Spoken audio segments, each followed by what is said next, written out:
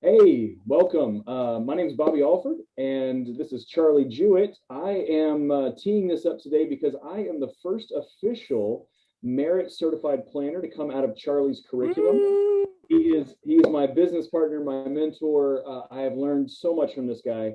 But I wanted to take the chance to sit down today with Charlie, go through a couple concepts that are a little foreign to people, also some really amazing vehicles that we've discovered through our practice and through helping clients.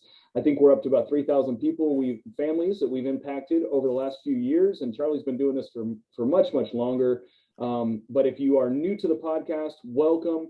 If you are an old favorite, an old fan, well, welcome back. We're about to blow your doors off. So, Charlie, what do you have for us today? Well, today I want to talk about not making money on purpose. I like interesting titles. These are things that are interesting to me, and a good title always gets people to listen to the first couple minutes, and then they learn something. So it's like the smell at a good restaurant. You walk by and you're like, "What is that?" You go in the front door and you may come in and get blessed. So not making money on purpose. What are we talking about today? For those of you that want to see the video version of this, we can go to rdrvideos.com. RDR stands for retirement done right. If your retirement is messed up, what do you do if your house is messed up? You renovate that guy, right? You knock it down, start over, or at least dig into where the mold is or whatever. If the foundation is bad, you might keep the land and start the entire thing over again. I've been doing that now for almost 18 years. When retirement plans aren't set up properly, or they're not based on a solid foundation, like, for instance, income, the highest net income after taxes, that would be a solid foundation. When they're based on a flimsy foundation, like a relationship with somebody that you like, or gambling, even with your income, hoping the market does well, or even based on growth, just the highest account's the best, the highest rate of return is the best. Well, that's not actually true, because the highest rate of return doesn't give you the highest net income to spend on lifestyle, which is what retirement is all about. I've been renovating those, or teaching people how to kind of knock those down, start over, or do whatever gigantic or small renovations need to be done to fix it and bring it up to place. So today we're talking about on the screen, for those of you that can see the video, I'm showing two different accounts. One of them is really high, one of them is really low. It looks like 160,000 versus 85. You can call it 1.6 million versus 850 grand, whatever you want. Which account is better? It's a loaded question. Like when I ask, do musicians make money? Which account is better, the big one or the small one? And what do you think most people are going to say, Bobby? Well, obviously, you're going to say big one. Right. And the nest egg philosophy that has sort of dominated the world of investing and retirement planning for years, with Edward Jones, Merrill Lynch, Morgan Stanley, Fidelity, Schwab, all these big name companies, Vanguard. And those companies aren't good or bad, right? Just like McDonald's isn't good or bad. Yet somebody made a movie about eating it for every meal and kind of what happens to your body. That might not be a great choice, right? Pizza's not good or bad. Gluten's not good or bad unless you're allergic to it, right? I happen to be allergic to terrible retirement plans, so I show people the vaccine for that. You know what I mean? So we don't want to have a terrible retirement plan. We don't want to use outdated information. Retirement planning is a bit like, it's not changing as fast as computers, let's say, or cryptocurrencies, that kind of thing. Crypto, it's not changing that fast. It's just, it has changed, but people still remember what it was 40 years ago or what their parents did, right? And they haven't updated their own. Really where we set ourselves apart is we focus on, hey, things have changed. The road conditions are different than they were for your parents. Even though they taught you how to drive in those conditions, it's helpful to have an advisor that works with the new conditions. And that's where you have taught me to really look at things differently. Right. And you get that thing on your phone or your computer that says an update is available. If you ignore enough of those, your phone stops working, right? You can't be like 10 updates behind on an iPhone or something like that. You know what I mean? There's an update available for your brain. You know what I mean? And that's part of what this podcast is designed to do, is bring you up to speed with what's the newest, what's the latest. By the way, different isn't always better, but better is always different. Having something new doesn't mean you should switch to it. But if you want better results than you're currently receiving, or you want the best retirement, probably that means something different than what you're currently doing. If you hate your boyfriend or girlfriend, different is probably better, right? It doesn't mean if you're in a great relationship, it doesn't mean, different is better. And better is probably different if you hate your girlfriend. If you're in a wonderful marriage, then don't switch, right? Yeah. So we're looking at these two accounts. Is bigger better? In one sense, it is. Yes, every financial advisor in the country every retirement planner, every insurance agent that's helping with retirement strategies and products, we would like you to have the largest amount of money and success possible. We'd like you to have a nest egg. Why? Because retirement is and always has been and always will be about income. One thing. It's not growth. It's not the size of your account. A $1 account that paid you $20,000 a month would be better than having a lot of money that doesn't pay you that much. How do we know that that's true? Because we have accounts worth zero called Social Security and pensions, and people live really nicely. I know a guy on a $10,000 a month pension. His Social Security is also $3,200 a month. Neither one of them have an account value. They're worth zero. But paychecks make for lifestyles. How can people graduate from college, the ones that are lucky, and get jobs? How can they live when they don't have any money in accounts? Well, you don't need money in accounts to live. You need monthly income. That's what a job is.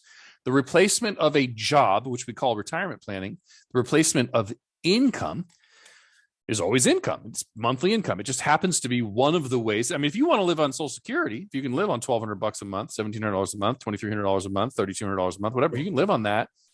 You don't need to save for retirement. For the rest of us listening, watching, paying attention, thinking about it, for the rest of us, we'd like to supplement, especially with threats that it's going to go down by 30% or disappear or whatever. Who knows if it will or not, but with the threats, it's certainly not comfortable. Some of us would like to have our own money, but what's it for? It's for income. So yes, in one sense, bigger is better. And don't we teach people how not losing money, not letting your account go down 20, 30, 40% when the world decides, the rest of humans decide that this fake thing we call currency is not worth it. This market, this weird fake number is not worth it. And it goes down in the fake value. And your fake number, your fake account that creates real results in your life, buys real things that you actually eat and consume and enjoy, like trips. This fake number goes down. Don't we teach on the show here that you don't have to take that ride down and take 6-7 years to recover? You can use indexed accounts. You can use, guaranteed income, guaranteed retirement income. You can use guaranteed no loss accounts. We teach that all the time, right? Absolutely. It's like you say all the time, risk has been optional since the 90s. Nobody knows about it. Yeah, risk. I have a problem with mantras or with traditions when the tradition becomes more important than the truth that created it. A tradition comes from a truth.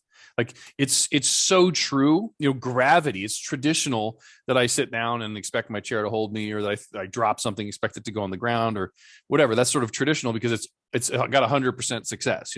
Gravity's always functioned. At least I don't know. I'm not a scientist, but that's what I think. Yeah. Right? It's very consistent. Let's put it that way. Gravity's quite on the scale of consistency. Gravity's on this side, very consistent, right? And the scale of inconsistency, we might have Latino men. I don't know. That's not fair to say on a podcast. Sorry, guys. So you have this Now, by the way, and those old podcast listeners that are sticking around, this is the first time we're doing a video for the podcast. So you get to see how Charlie and I interact all the time when you go to rrvideos.com. This is just us normally, but now you get to see how animated we are. Exactly. The running joke with people that we work with is if you tied our hands together, we probably couldn't speak. But now you get to see that. So right. Welcome to everybody seeing our faces. I know, like whiteitalianguys.com to see the video here. We just move our hand. Neither one of us is Italian. I don't know. Bobby's like Indian or something. Don't you have some American Indian in you? It doesn't make any sense at all. But I got native, yeah. You're right, and I don't know what I am. I have the eyes of an Asian man, but I don't have any Asian in me. Something else. So, and I'm learning Spanish, so I'm a mutt of all kinds. So, all right. So the bigger the account, the better. Yes, yes, yes, and no. What do we mean by the no? Having $2 million in the stock market and choosing to gamble with your retirement income, where you have to play this game of, I don't know what's safe and what's not safe, where today the estimate is about 2.8, 2.9%. Just call it 3. Let's get crazy. Let's call it 3 and round up. Oh my gosh. You got $1 million in a retirement account before taxes. You can safely take about $30,000 a year of income, $30,000 after taxes, or $30,000 before you pay the taxes. It's not going to give you a killer income in a lot of places. In addition to Social Security, sure, you can live in half the country. That's great, right? But $30,000 from that, $2 million in an account, you get $60,000 a year. That's great. But that $2 million in the competing strategies that don't have the fees and don't have the risk would pay $50,000, $60,000, $70,000 a year, or you could just guarantee it and not even be playing the game. So having $1 million that gives you $60,000 a year is better than having, $1 million that gives you $30,000 a year. So the account size is important. We want to grow your nest egg to maximize income, but when you get there, let's also maximize income from the nest egg, right? But today, go ahead. This is where our conversation always picks up. Replacing the income. You're living paycheck to paycheck, as you said a minute ago. You've got a stream of income. You're fine within your means while you're working. Well, when you get to a point where you step away from that job and you have 40, 50, 60 hours a week back, you've reclaimed it. Now we need to replace that stream, not so much the nest egg. We need to replace the stream in a way that you can count on it. And the assets under assets under management crowd, the mantra, they're never going to talk to you about the stream. And that's exactly where Charlie and I and the Merit Advisors set ourselves apart, because we want to focus on your quality of life to and through retirement. Like you say, make your golden years golden. And that's all going to come down to the stream of dependable income. Exactly. So yes, we want the account to be big. I've switched screens for those of you watching the video, and we're just going to look at an example of not losing money. An account over here, this has been averaging 11.36. I don't expect that. Neither does Bobby. This is measured over the last 10 years, and the last 10 years has been very unique. But having a no-risk account that's averaged 11.36 is awesome. You want to take advantage of those amazing years in the market and then not lose any of it when the correction comes. That's the whole point. Couldn't I have made more somewhere else? Yes, but could you keep it? And is it safe to take an income from? First answer is we don't know. The second answer is no, it's not safe to take an income, or I'll tell you when you're dead if it was safe, if it worked out or not, right? You can't know, which is not very peaceful. So here's an example of an alternative to the stock market where growth, we want growth. Put in $250,000. Over here, you see the account, grow, grow, grow, grow, grow. Over here, I have to move my video here. I don't know how many. What year is this over here? How many years? I've got 50, you got 10. So over a 20-year period, this thing turned into $1.5 million over 20 years. That's awesome. 250 grand, right? 250 grand to $1.5 million. That's awesome. That's what we want money to do, unless it's pre-tax money. If this is pre-tax money, like most people have in their retirement accounts, 401k, 457, 403b, IRA, right? Those types of things. TSA, a pension account that you got as a lump sum or whatever. If this is TSP, if this is yet to be taxed money, the more you grow it, the more you owe in taxes. And here's what's interesting about the partnership with the IRS. Those of you that listened to the podcast in the past have heard me ask the questions, do you think taxes are going up or down? Most people say up. Why? Because the country's broke. They can't afford Medicare, can't afford Social Security. Taxes are lower than they've been in an eternity. And they're every day they're talking about raising taxes. The country needs to. David Walker quit his job as the CPA for the government. Basically, that's called comptroller, and travels around saying they have to double taxes or cut benefits in half. Well, those of you who think that the government politicians are going to cut benefits in half, kind of punish the voting population called the baby boomers and cut their paychecks in half while they're voting, you can go a different route. The rest of us don't think they're going to do that they're going to, of the two choices, like they've done in the past, raise taxes or upset the voting public by cutting their Social Security and not giving them Medicare. Those of us that are just looking at the track record of humans called politicians, we think they're going to raise taxes. So if you think taxes might go up and you want your income to go up and have an incredible lifestyle, well, higher income means higher tax bracket. Higher taxes means higher taxes per bracket. So if you think taxes are going to be higher later, a lot of people say, let's get rid of the IRS. How do you do that? It's called Roth conversions. The problem with the partnership with the IRS, besides that taxes might go up, is here's how the partnership works. You say, hey, partner, Mr. IRX, howdy, partner. Hey, I might have $1.5 million. If I listen to Bobby and Charlie's team, I might have $1.5 million in 20 years when I'm 70 or 72 and I'm forced to take money, whenever you choose to take money, I might have a bunch of money. How much do I get and how much do you get? I understand this arrangement where, like you said, I don't have to pay taxes when I put in $2,000, $6,000, the tiny little amount. You let me save taxes on this tiny little that I put in, right? But when I take out the big giant, wah, wah, wah, wah, I don't know what these noises come from, and wah, wah, wah, look, I don't know how that means big. It sounds more like that's how the government talks. Yeah, I've heard it. You've heard the government. That's right. Exactly. So it sounds like the parents on the Peanuts videos are wah, wah, wah, wah, wah. That's what I hear when I'm on hold for 3 hours with the IRS. So they have this giant account, and you ask your partner, the IRS, you say, by the way, whenever somebody's name spells theirs, you want to be careful, right? The IRS, theirs, right? Even there's a bunch of different ways to spell that in the English language too, and it's the one that means it's theirs. That's terrible. So you say, how much do you get and how much do I get? And they go, oh, don't worry about that.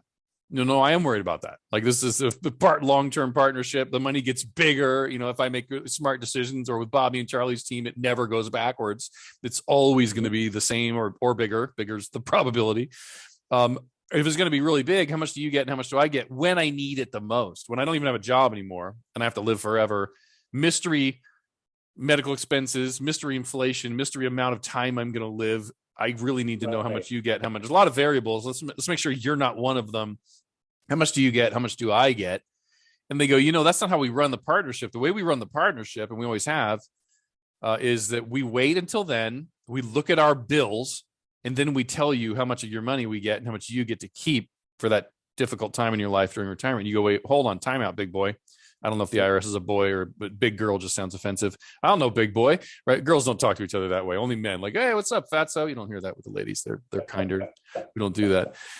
So you go to hey, big boy, I have a problem with that. Time out. You telling me this arrangement is I save taxes when I know what they are on the little contribution, and then on the gigantic distributions when I'm taking out enough to actually live on an inflated expenses 20 years from now when it's double, triple, quadruple.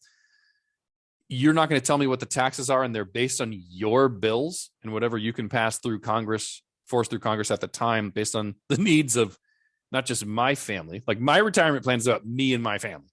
You're going to tell me how much money I get from my money is based on the needs of every family in the country, or you as a consumptive organization called the government. You're right. So I'm going to go on my soapbox here now, because this is a spiel I go through all the time. The tax bracket system, or the tax system we have, is a racket. Why would anyone give you a discount on taxes today in order to pay them and pay them off in the future? It's because they believe that they can get more from you later. They are investing in your nest egg by giving you a discount today in order to grow it long term. Now, I ask this to clients all the time. Do you think taxes are going up or down? Or are they the same? Are they going to say exactly the same? Well, the answer depends on the person. Most say up. The short answer is, if you think they're going to go down in the future, put every dollar you have into pre-tax, because if they go down in the future, it's less of a bill. If you think they're going to go up in the future, every dollar goes into smarter investments that get rid of your relationship now. And if you think they're going to be the same, it really doesn't matter. But in order to protect yourself, taking what you have now as a bill and dealing with it now, when you know what to expect, is way better than the future. And then the last part about the relationship you have with theirs, the IRS, is that you don't control any factors in that relationship. They tell you how much you're going to pay. They tell you when. If they want to lower the RMDs, the required minimum distributions, they can do that. They can make you take it out sooner. If you get too much of a nest egg and you don't want to tap into it, it wants to be a pass on to your heirs sort of relationship, they're going to tax it when the heirs get it. It's all in their court. And that's where Charlie and I want to put that power back in your hands. So we have many strategies to do it. But that's my soapbox. That's where I get my. You sound good on your soapbox. It's easier to hear you when you're up there. Was there a time that people bought so much soap that you needed a box? Like, an Irish Spring, I couldn't stand on it. I need two of them.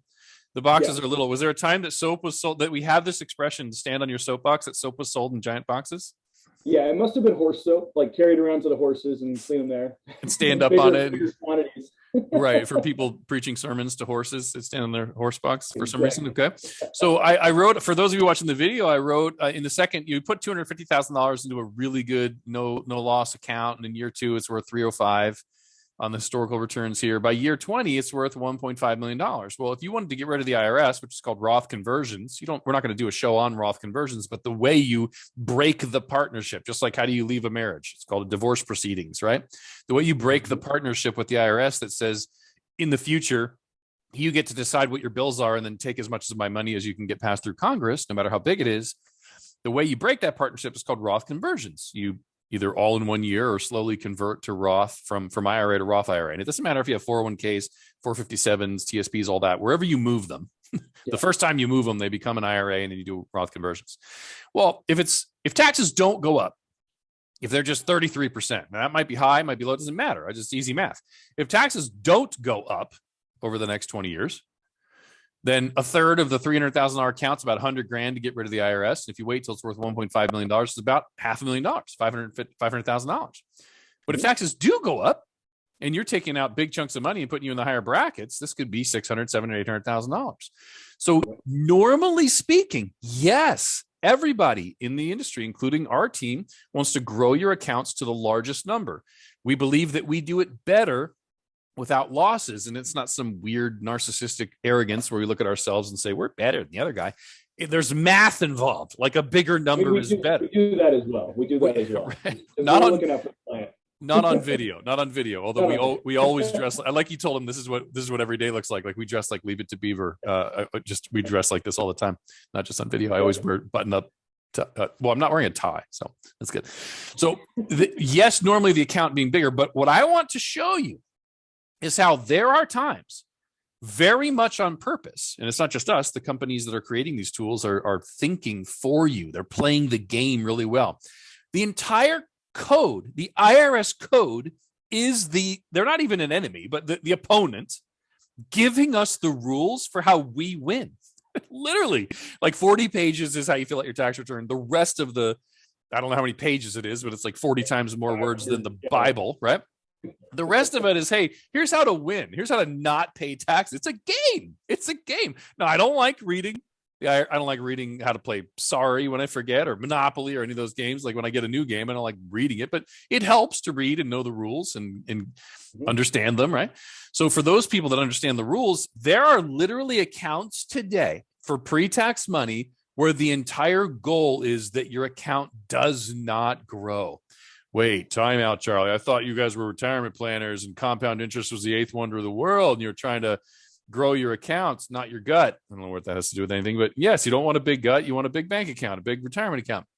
So yes, you want these accounts big, but not if that's the number the IRS uses to charge taxes for the divorce from the IRS for Roth conversions. So for those of you watching the video, I'm going to go ahead, clear the screen, boom, switch over to, if I can figure out how to do it. How could they not be determining your taxes off the higher number, Charlie? That's crazy. Thank you for asking, Mr. Soapbox. You sound good up there. It's a large bar of soap you're standing on. What do you wash with that thing? Dinosaurs. Forget horses. It's a dinosaur soap.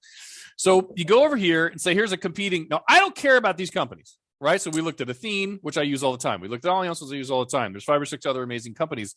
And I use Athene every week. I'm just showing you different reasons to use different companies.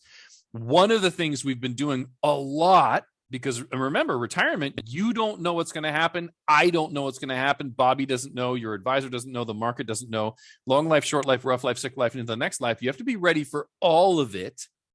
You can't just gamble and say, well, I can have an income if the market goes straight up forever and doesn't adjust like it normally does. That's not a plan. That's ridiculous, right? So look at this account. For those of you they're watching, you can see this. I will talk you through it. For those just listening on the podcast, look at this account. You put in, it's a competing account, just like the other one. You put in $250,000. Awesome. Here you have something called accumulation value. For those of you that understand a little bit, that just means account value. Why do they change the word? I don't know why. You don't have to know why. I'm learning Spanish, and there's a lot of questions I have, like, why do they do it that way? And you don't need to know why. It's not a useful question. That's how they say it. That's the way they do it. Okay. So this is the way that some companies call account value, accumulation value, what you've accumulated it to. They might say, why does somebody else call it account value? All right, enough of that. So this thing does not grow very much. It is on purpose. You're literally signing paper telling them, if I make 10%, don't put a lot of it in the account where the IRS is going to punish me. Don't make me look rich on paper. All right. By the way, If you study tax strategy and wealthy people and businesses, the entire game is basically be rich, but follow the rules and don't look rich. When you die, estate planning, have it hidden behind so many layers that no one even knows where it is, how big it is, and can't get it. Be rich, don't look rich. This is another example. Go ahead. To your point a moment ago, this is nothing that's not known. And even be rich, don't look rich. That's how the IRS code is written. They want you to do these things. It's just that no one tells us how to do them. And that's what we're trying to do here. And there's reasoning. The first person who trained me, Douglas Andrews, 17, 18 years ago. Thank you so much, Doug, for all that you taught me, right? But what he taught me 17 years ago, there's a reason. And it helps inside the brain to understand the IRS isn't stupid. Like, why are they giving us the rules? That's dumb, right? It doesn't work in your brain. If you own your own home and they don't have to care for you, the government doesn't have to pay for your housing through programs, you get a tax deduction for paying your mortgage interest. If you'll give to charities so that those churches and charities will do service work and those people don't have to be on welfare and government programs, the government says, thank you for helping with the burden, and you get a tax deduction for that. I don't know why being married gives you a tax deduction. Right? If you don't sleep around and spread AIDS, I don't know what that means. The point of the marriage deduction was quite simply so you'd have children, and then you have more taxpayers. That's the whole point of the marriage bond in the IRS code. Wow. So just so you know, that's where it all came from. Procreation incentive. Bow, chicka, bow, wow. They should play like Barry White music when talking about that part of the tax code. I need a new sound engineer since it's me and I don't know how to add the sexy music right now. Well, I guess I could figure it out before final publishing. Who knows? But with video, I don't know how to do video. No, I don't know how to do it. So there's a reason behind these things. There's even a reason behind the two different ways, the two different philosophies of tax, which is raise taxes so we get more revenue. That gives the IRS more money. Or lower taxes, incentivize people to grow their companies and do more business and buy things and invest, because then everything is worth more and we get more sales taxes, or we get a lower tax on a larger number. Which one's right or wrong? I don't know. The Democrats and Republicans can fight about that until I'm dead and long after that. I don't know. I don't even know if I believe in right or wrong anymore. So I don't know who's right or wrong when it comes to this argument about which way of taxing people functions better. You certainly can see in the behavior of humans, particularly businesses, if you raise taxes, or just take Ronald Reagan, he would not work past 6 months because they were going to take 94% of his income. There's some point where people go, that's too high. I won't produce anymore. That's a reality, right? We've seen that. Where is it? We don't know. So anyway, if you look at this account on the screen, for those of you that are listening, the account starts at $250,000. 20 years later, it's only worth $135,000. And by the way, that's with taking some income out of it. So before we took income out of it, the highest it ever got was $308,000, about what the other one was at year number 2, right? Well, Charlie, how do I live? How do I pay my bills? Where's the money going, right? This isn't simple. This isn't easy, but we don't want spaceships to be easy. We don't want medical professionals to be easy. Simple's not the answer always. I like it in teaching. I like to make things simple. So let me make this simple and say, I don't understand my car. It just functions amazingly. You don't have to understand this. It's just going to make your life awesome. Just let it be the engine that it is and let it function. They are going to, if you make $50,000 in interest, put a little bit of it in the account that the IRS says you have to pay taxes on. And they're going to put most of it into a fake number that now every investment company that has retirement planning tools that are worth using has these accounts with two numbers, a real one and a fake one. What do they call the fake one, Charlie? I don't know. They all try to brand it and call it their own protected and shadow account, benefit base. It doesn't matter what it's called, right? Like, well, I don't know. It just doesn't matter. We all have different names, and we're kind of human, right? Like, we're human and we have names. This is a fake account. What do they call it? I don't know. They call it something. It's a fake account. So if we look at this one here, for those of you listening, by year 6, it's worth $500,000. By year 12, it's worth $1.1 million. By year 20, or the year before we start taking income, it's worth that same $1.5 million. Here's the difference. In current tax law, can they change it? Sure. But in current tax law, if you want to get rid of the IRS and pay them to go away, You have to pay taxes based on this one here, the low, super low on purpose, the one that's not making money on purpose. That's the name of the title of this podcast episode. That's the name. Don't let this account that they are going to tax grow. Play the game that they've given you the rules ahead of time to play, how to play. Play the game by the rules they gave us. They say we're going to charge you taxes on this account, not the other one. So if you look at this, Bobby, things only worth $308,000 before when the person turns 67, retirement age. You don't have to wait till then. I'm just showing a number. And on the other side, the fake account is worth $1.5 million. So what are these two accounts? What do they mean? Well, let's talk about the easy one, the one on the left that everybody understands. The account, your account at a bank, at a stock brokerage firm, custodian, whatever, at an annuity, whatever it is. The account is what your family gets if you die, and what you have to pay taxes on if you convert it to Roth IRA. If you call up and say, make it a Roth, they got to do the whole $308,000. What is this company and a lot of the other companies competing in this space that understand that people want to do tax planning, they want to get rid of the IRS? What comes from this giant fake number, $1.5 million? Number one most important thing, your guaranteed pension income for life. Yep. You get to live like you have the $1.5 million. And you can see that here. Income starts at 62 grand a year, then it goes to 73, then it goes to 89. It's an increasing income, also very important. Most tools don't do that. However, what else have they added? You're like, they thought of everything. Yes, they did. If you die, your family's going to be given a choice. I'll put a big question mark here. Big choice. Do they want the tiny little number, $308,000, all up front? Or would they like the big number, $1.5 million, over a 5-year period? I don't know, Bobby. Let me think about that. Do I want $308,000 once or more than $308,000 every year for 5 years?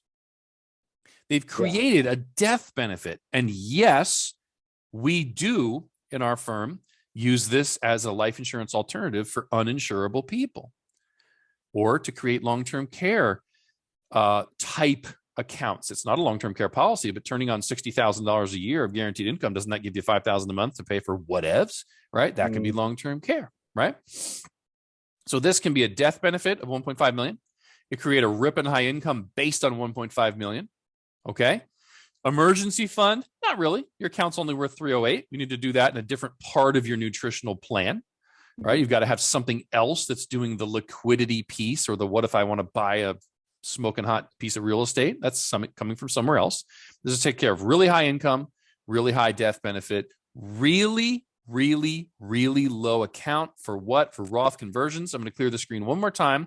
Those of you listening, after you take income, this is what's interesting. Your account's only worth $308,000, but you're getting an income based on $1.5 million. So the income's really high. It's like 60, 70 grand. Well, 60, 70 grand coming out of $308,000 doesn't last very long, Bobby, right? Nope. We see a couple of years later, the account's only worth $44,000.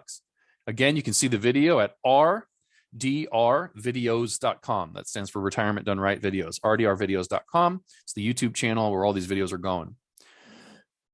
This thing's only worth about $45,000, yet you're making $89,000 a year of income estimated. When it runs out, you still get the income. This is one of the tricks we teach you foundationally in your retirement. Never have your retirement set up that when you run out of income, if the market's not nice and you run out of money, you run out of income. Run out of money, fine. Don't run out of income. And you can't do that with the big companies, Edward Morgan Lynch. You can't do that with your self-invested portfolio at Vanguard or Fidelity. You can't do that with stocks, bonds, and mutual funds. When you're out of money in the bank, when you're out of the money in the brokerage accounts or mutual funds, you're out of income. You have to buy that insurance, and it costs zero in some companies. They don't charge any fees. Other companies will charge you a small fee to your kid's inheritance to raise it every 2 years and give you an increasing income. Is it worth it? I don't know. We'll decide when you see your options and pick the one you love, right? You want increasing income and charge your kids 1% a year on their inheritance, or you don't want it. Doesn't matter. But the key here is this is now so low, Bobby, right before it hits zero. If you let it hit zero, it's too late. That's the tax planning. Right before it hits zero, it's only worth $45,000. Current tax law says, brace yourself. If you're driving, you may want to pull over. You're going to crash. Current tax law says you can convert that to Roth, pay taxes on $45,000 of extra income this year. So you're fully converted. The account is now a Roth IRA in completion. It's completely Roth IRA. This $89,000 a year of guaranteed income that also goes up every year. Those of you watching the video can see by the time you're 80, it's up to $150,000 a year, basically. This becomes tax-free for the rest of your life because it is income from a Roth IRA. The point here is that the IRS says we're going to charge you taxes on the account, but the investment company or insurance company offering it by the same rules is allowed to pay you guaranteed income or guaranteed increasing income based on the fake account. And if you switch to Roth by paying on the tiny account and you obey that rule at the IRS, over at the insurance company or investment firm, they pay you tax-free income for the rest of your life on the giant account. And we just created $89,000, $100,000, $150,000 a year of tax-free Roth IRA income for a total cost of $15,000 to get rid of the IRS. So why would any human, Bobby, from what we've learned here today together, dressed like Leave It to Beaver, from what we've learned today, why would any human want to not grow their money? So number one, I'm going to add a quick comment here, because if you're watching on video, and this is the first time Charlie and I have done a video, I think he's going to love it. He gets to whiteboard while he's talking to you and highlight, and it's going to be an exciting time for him in 2022. This is our first video of the year, and it's going to be great. So make sure you comment and like and share this stuff, because I'm going to make sure he keeps doing these. Number two, to answer your question, why would anyone want to keep it low? It's because we have just talked through an amazing opportunity to take complete control of your retirement through vehicles nobody usually talks about. And by planning this out, now, the questions that I had, I'm going to go off another soapbox here, Charlie. The questions that I had for you watching the video or you listening at home is, this has to be too good to be true. That's more of a statement than a question. But I said, how can this work? The answer is by creating a crediting strategy within the company. The company can agree to pay you whatever they want, and the crediting doesn't affect what the IRS does. Mm-hmm. So the actual account that the IRS is concerned about is that left column that we've been talking about.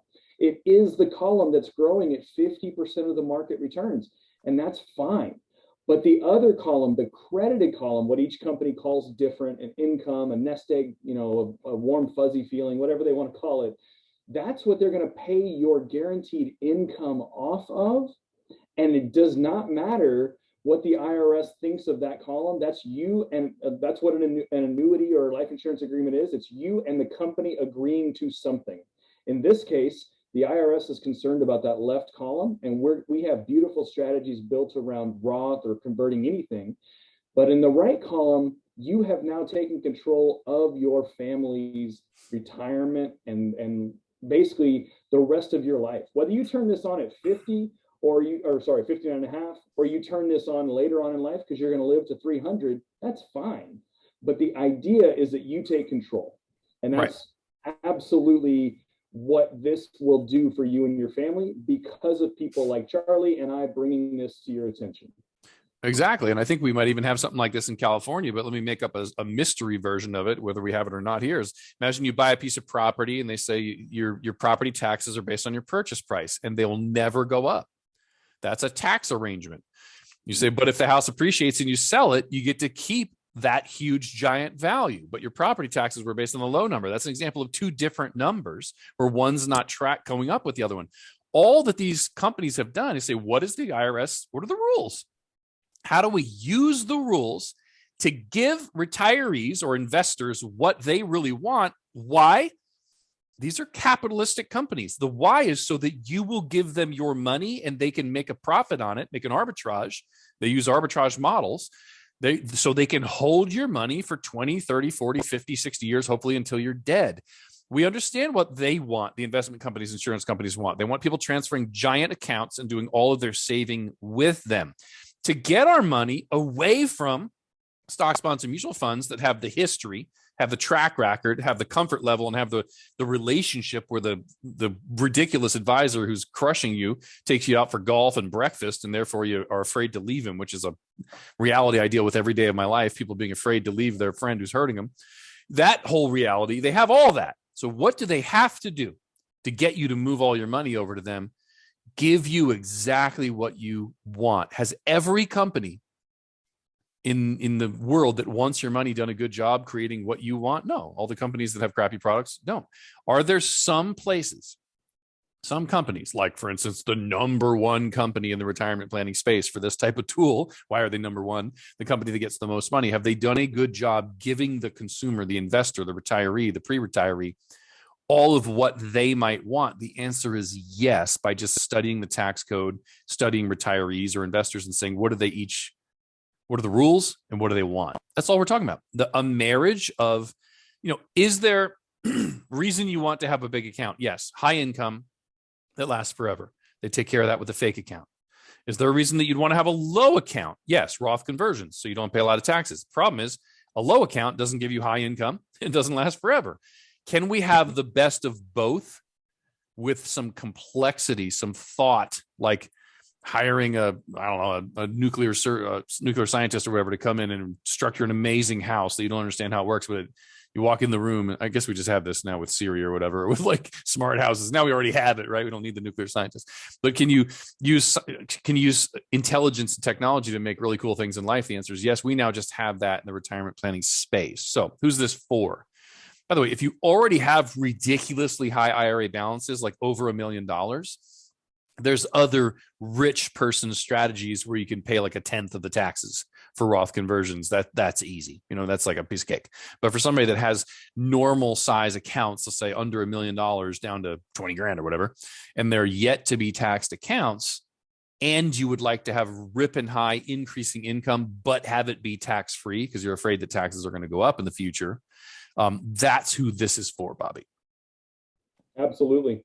And this is, if you agree with what we're saying, you think taxes are going to go up in the future, you want to be proactive, and that this tool sounds maybe too good to be true, then that's a great reason to start a conversation with us. You're going to find our information down below. We're going to be making more of these video podcasts as I get Charlie on board with the whiteboarding and the circling. He loves this stuff. But I look forward to seeing you guys in the future. And this, I think, is going to be an amazing tool in your arsenal of building the retirement that's right for you. Not right for everybody, but right for you. It's right for some of the money for some of the people. And that's who should use it, right?